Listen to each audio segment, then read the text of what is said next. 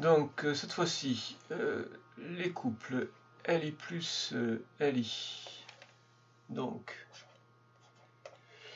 Li plus électron donne Li, le lithium, et de l'autre côté, MnO2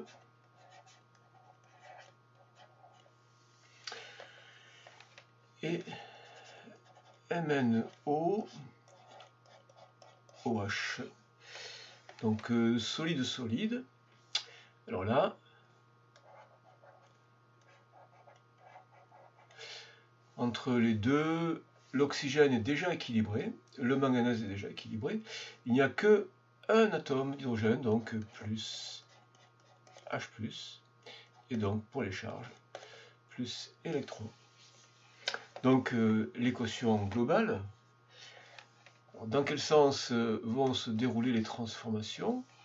Eh bien, si l'électrode de lithium constitue la borne moins, ça veut dire que c'est le lithium qui fournit les électrons. Donc c'est le lithium qui est oxydé. Donc cette réaction-là se produit dans le sens inverse. Et donc celle-là en sens direct. Donc on a, et avec le même nombre, on vérifie que le nombre d'électrons soit compatible. L'échange porte bien sur le même nombre d'électrons. Et donc, MnO2 plus H+, plus Li donne MnOH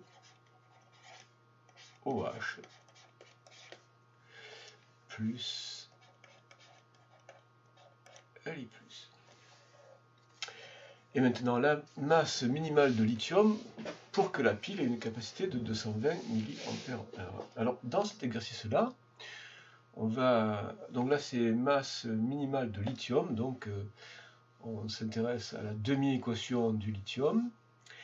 Mais là, on va partir non pas de la masse de lithium, d'une masse du carburant connu, mais on va partir de la quantité d'électricité totale transportée par les électrons.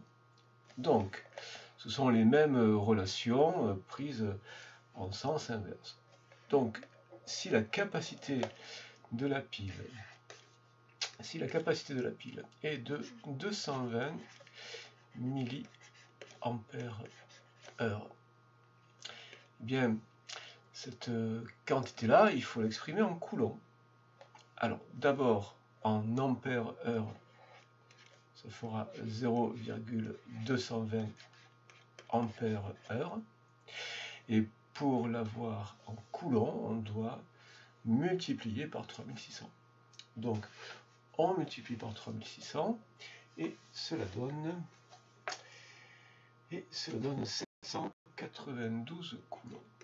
792 coulombs. Alors maintenant qu'on a la charge électrique, totale, eh bien, on va pouvoir calculer le nombre d'électrons qui permet la circulation totale de cette quantité d'électricité-là. Donc le nombre total d'électrons, c'est cette charge électrique divisée par la charge élémentaire. Donc 792 divisé par la charge élémentaire, 1,6, 10 puissance moins 19. Et ça donne 4,95 10 puissance 21 électrons.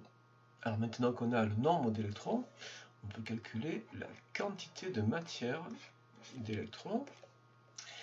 Donc, nombre d'électrons divisé par le nombre d'Avogadro, donc 4,95 10 puissance 21 divisé par 6,02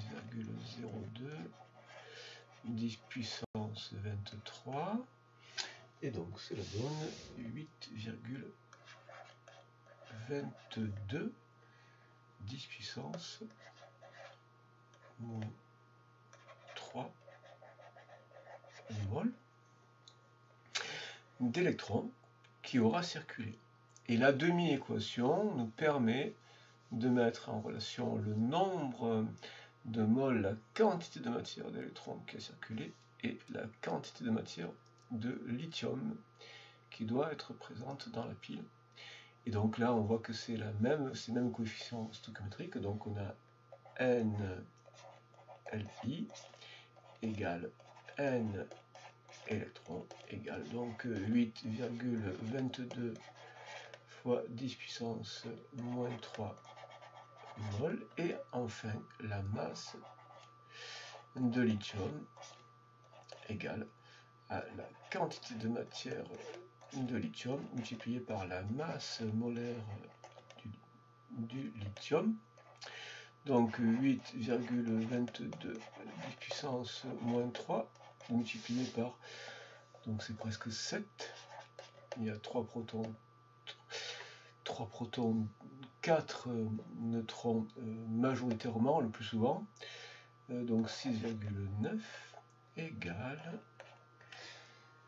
5,60. Alors de là, du coup, on peut revenir à deux chiffres significatifs à la fin. 5,7 10 puissance moins 2 grammes. Ça fait 57 milligrammes. Bon, c'est une grandeur qui est plausible, qui est cohérente. Un peu moins d'1 gramme pour une pile bouton, c'est très petit.